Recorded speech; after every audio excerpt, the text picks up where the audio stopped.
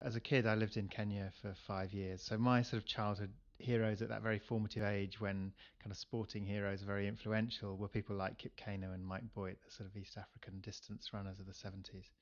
And then much later, I never really ran much myself, but my daughter became a very sort of enthusiastic runner, ran for the county, and so as a parent, I spent a lot of time sort of beside athletics tracks and kind of schlepping back and forth to competitions across the UK.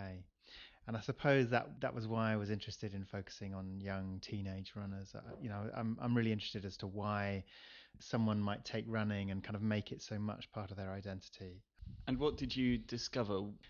For both kids in Ethiopia and kids here, role models play a huge part. So in my daughter's example, I think it was Kelly Holmes winning in Athens in 2004, happened to coincide with sort of cross country in her primary school, and the sort of conjunction of those two things.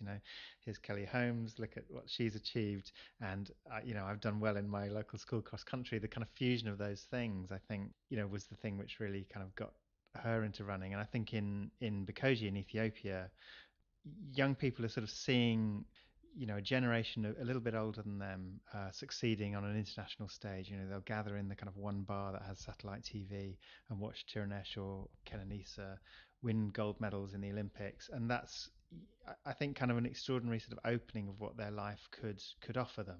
And obviously, when a child starts then succeeding, they immediately kind of make that leap. Maybe it's a false leap, but they make that leap to, that could be me. What were your impressions of athletes as celebrities and the place of the really top athletes in a wider culture? I think in Ethiopia, athletics is, it's more popular than Premiership football. I guess the big difference in sort of celebrity culture is that our celebrity culture is often sort of celebrities who appear to have become celebrities without a lot of effort, whereas I think in Ethiopia there's a real consciousness that people have worked really hard to get to that place, and sort of hard work is so much part of the culture. There's an enormous faith in work as a way to advance yourself. In Bikoji, it has a whole series of famous runners who've won Olympic gold medals. On the whole, those runners don't come back to the town very much. Having succeeded, they tend to then go and live in Addis. Occasionally, they'll come back to visit their parents, but it's not like they would have a huge bond with the town, I think. What are the other factors in Bikoji specifically that explain this extraordinary tally of Olympic medalists? I mean, obviously, it's got some environmental factors so kids who are training from a very early age are training at altitude, and that's the way their bodies become accustomed to processing oxygen, and that gives you a small advantage. I don't think that's by any means the main reason, really. I think the role of Coach Sentayo, who's sort of central to the film and became, really our sort of way into the town and our guide to the town. He's been there 30 years. He started out as the primary school teacher in the town and began training kids in his primary school, one of whom was Duratu Tulu, who went on to win the gold medal in Barcelona. So I think having that person who can really sort of focus the ambition that comes from seeing role models and also the environmental advantages into a kind of training program. There is an elite program for the top athletes. How does that appear to the people at the bottom of the food chain, so to speak? I mean, Ethiopian athletics is professionalized on a much broader basis, that athletes can train with clubs, become members of clubs where they'll earn a stipend, they'll have their accommodation. For the athlete that sort of succeeds in leaving their town and joining one of those clubs, most of which are in Addis, there'll come a sort of phase where pretty much most of their life is training and athletics. The Ethiopian Federation, there are a number of structures that oversee that. There is an enormous amount of pride in it. I think 2% of the income of sort of farmers in the region is supposed to go towards athletics. I think they have. And does that actually happen? I think there's huge problems in collecting that. According to Coach Santone, no, it doesn't happen. There is the sense that, I think where athletics succeeds in towns where there is strong support, and in Bikoji, even though they have problems collecting that, I think there is, there's very strong support for athletics. And in the film, we see some of these thresholds, the regional championships at Asella, the runners qualifying to be part of a project, the projects leading to a place in the running clubs, which also operate camps. It can be a very hard experience. Is it a predictable line of progression? I think as with sports everywhere, there are different routes through, but maybe it's worth just sort of talking through how what the path, a typical path might be, which is in Bikoji, a runner, a young person might join the coach's training group at the age of 12. He actually doesn't take them younger than 12.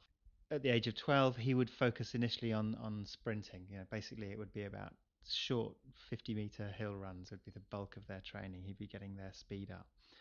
He wouldn't let them run longer distance. In fact, they don't even run 1,500 meters until they're 13, 14. Again, whereas here it's much earlier. I think we make the assumption that kids in Ethiopia are doing enormous numbers of miles, and I don't think they actually are. Certainly not in Bikoji. If they then succeed at in sort of local competitions, perhaps in town competitions, they may then become part of the project, which is government funding for maybe 25 athletes in the under 16s age group, 25 in the over 16s under 19s age group. And in Bikoji, coach gives some additional training to those project runners.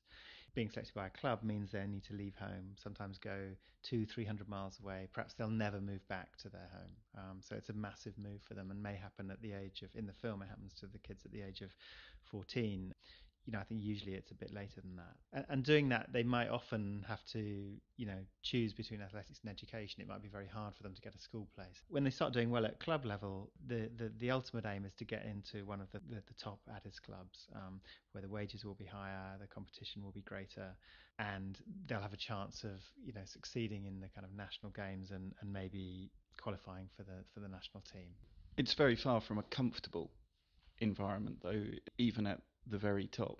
Is it coercive, do you think? It looks, to an outsider, it looks reminiscent of the Soviet training camps for Soviet athletes, and of course, there is some cultural affinity there, but that may be just the way it looks to an outsider.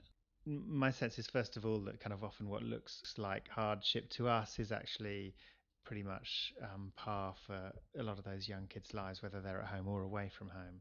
Having said that, there are coercive elements, in the sense it's very hard to leave a club, for example. You've signed up to a contract, and in order then to go to another club, that club would have to buy your first club out of that contract, which in a place of few resources is unlikely to happen. So it's practically quite difficult for kids to leave clubs. At the same time, I think it's very different from the Soviet system. It's very different, for example, from the Chinese system in terms of the amount of training. I mean, my experience was that actually the training was nothing like as intensive as we imagine it to be. There's training sessions morning and evening in the cool, but a lot of downtime too. And you've since developed an outreach program, which is a spin-off. I think films provide an opportunity for the people they're about to sort of grab a bit of power. This little moment of sort of spotlight on Bikoji to be something that Bikoji can use to take advantage of its kind of running prowess, I suppose.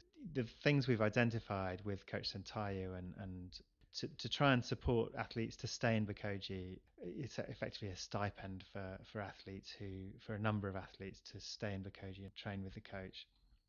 We're also really concerned to sort of help coach develop his legacy and to develop other coaches in the town, particularly female coaches. So in the town there are a number of runners who've trained with coach for maybe 10-15 years. They're now in their mid 30s, and coach has identified some of those to become trainee coaches. If you step back and look over your career, you've made films about a punk band, a sperm donor, a solo circumnavigation of the world by yacht.